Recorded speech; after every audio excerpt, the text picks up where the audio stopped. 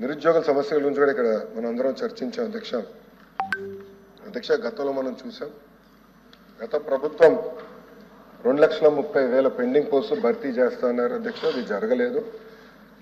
నిరుద్యోగులు కూడా పెద్ద ఎత్తున మన ఎన్డీఏ ప్రభుత్వాన్ని ఆశీర్వదించారు, దీవించారు, గెలిపించారు.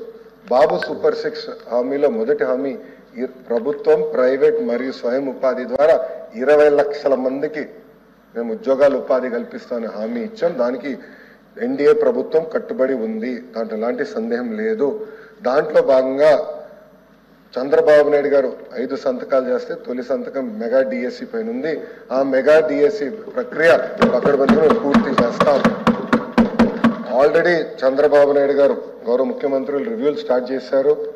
పెట్టుబడులు ఎన్ని తీసుకొచ్చాం గత 40 రోజుల్లో రివ్యూ స్టార్ట్ చేశారు. మీరు చూస్తారు కదా, పెద్ద ఎత్తున పెట్టుబడులు వస్తాయి, పరిశ్రమలు వస్తాయి. ఆంధ్ర రాష్ట్రానికి నిరుద్యోగ యువకులకు ఉద్యోగాలు కల్పించే లక్ష్యంగా మేము పనిచేస్తాం అధ్యక్ష. నేను కూడా మా ఐటీ ఎలక్ట్రానిక్స్ శాఖకి డిపార్ట్మెంట్ క్లియర్గా చెప్పాను, నాకు ఫ్యాన్సీ కంపెనీలు కాదు, ఎక్కువ ఉద్యోగాలు కల్పించే కంపెనీలు నాకు కావాలని చెప్పాను. Priority is job creation. So నాకు ఏ కంపెనీ ఎన్ని ఉద్యోగాలు కల్పిస్తున్నా వాళ్ళకి అంత ఇన్సెంటివ్లు ఇస్తాను తప్ప పెట్టుబడుల పైన ఇన్సెంటివ్లు కాదు, ఉద్యోగాల కల్పన పైన ఇన్సెంటివ్ అనే లక్ష్యంగా మేము పనిచేస్తున్నాం.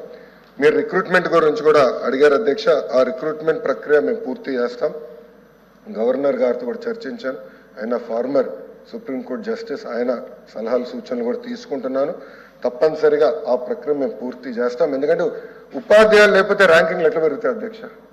రీసెర్చ్ లేకపోతే ర్యాంకింగ్లు ఎట్లా పెరుగుతాయి అధ్యక్ష? గౌరవ ముఖ్యమంత్రి గారు నన్ను హెచ్ఆర్డి మంత్రి చేసినప్పుడు ఆయన ఒకటే చెప్పారు, గతం కన్నా బెటర్ ర్యాంకింగ్ యూనివర్సిటీ నువ్వు తీసుకురావాలని నాకు చెప్పారు అధ్యక్ష. సింపుల్ వర్డ్ నాకు చెప్పారు అధ్యక్ష.